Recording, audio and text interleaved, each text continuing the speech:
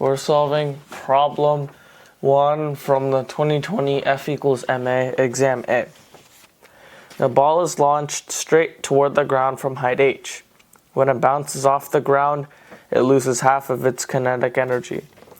It reaches a maximum height of 2h before falling back to the ground again. What is the initial speed of the ball? So basically, if we have this picture, right? This is the ball and it's going toward the ground. This is its initial state. It travels a negative height h, right? Going straight to the ground. When it bounces, it loses half of its kinetic energy but goes twice as high. So this is after the bounce. This is 2h. We want the initial speed of the ball. So we can say that for this case, after the bounce, the initial energy was divided by 2, energy initial divided by 2, which is mg times 2h. And this is the maximum height because potential energy.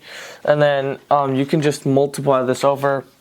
Initial energy is 4 mgh. If this is true, we also know that the initial energy is the sum of basically the two energies at the starting point.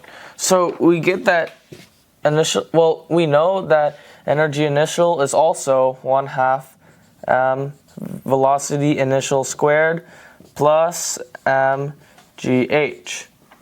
So then we can equate these two equations. So 1/2 v initial squared plus mgh equals 4 mgh. Then this gets 3 mgh on this side. 1/2 v initial squared is 3 mgh. M cancels out. The 1/2 multiplies to 6, and then, well, we want initial speed of the ball, so velocity initial.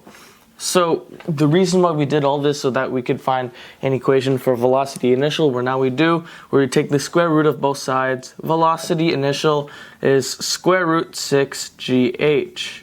And that is our answer for this problem.